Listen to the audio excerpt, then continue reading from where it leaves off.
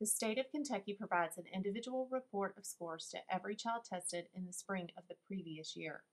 The report also contains information on how to best support learning at home and school to ensure Kentucky students graduate college and career ready with multiple opportunities for the future.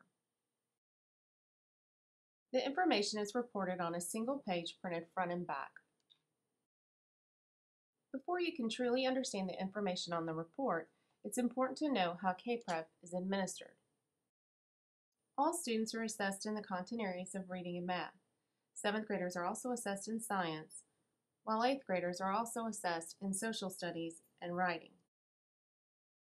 Each area of the test is divided into 3 parts, parts A, B, and C.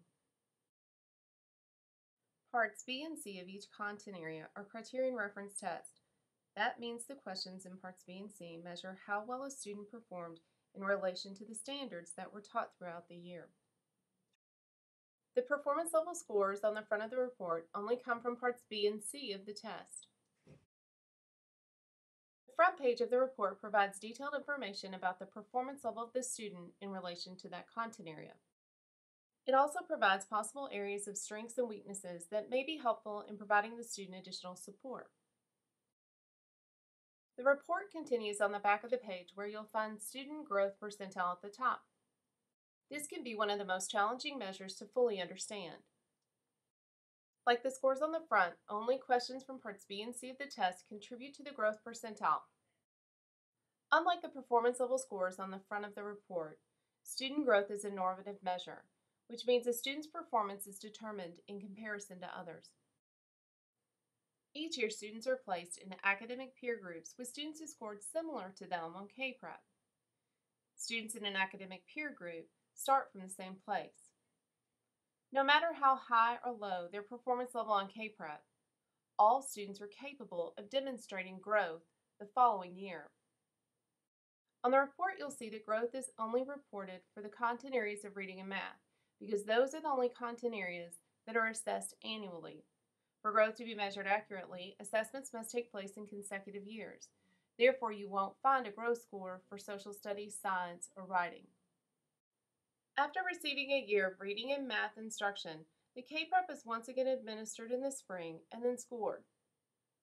Those scores are used to rank students to see how well each student performed in relation to students in his or her academic peer group from the previous year. The state considers 40% to be typical growth. So students with a growth percentile between 40 and 100 will have achieved typical yearly growth. The number you see reported here is the student's percentile ranking among the academic peer group. The yes or no correlates to whether or not their percentile rank was between 40 and 100. Students who transferred to South Warren Middle School from a private school, a school out of state, or after being homeschooled will not have a score reported here. Because these students haven't taken K-Prep in consecutive years, there's no accurate normative model for measuring their growth until next year. In contrast to the criterion reference parts B and C, the questions in Part A consist of the Stanford 10, which is a nationally normed reference assessment. Only the questions in Part A are used to determine the Stanford 10 National Assessment Ranking. The ranking you'll find here is in relation to how other students in the same grade across the nation performed on the Stanford 10 questions in Part A. A common question parents ask is, how is it possible that my child scored proficient, yet he only scored in the 20th percentile? The reason is actually simple.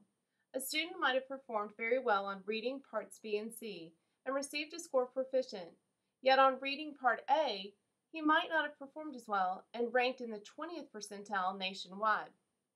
On the parent resource page of my website, you'll find more detailed information about criterion reference test versus norm reference test, as well as information from Kentucky's Commissioner of Education, Terry Holliday, on testing, accountability, and unbridled learning. Please also feel free to contact me directly should you have any other questions regarding individual score reports or Kentucky's system for accountability.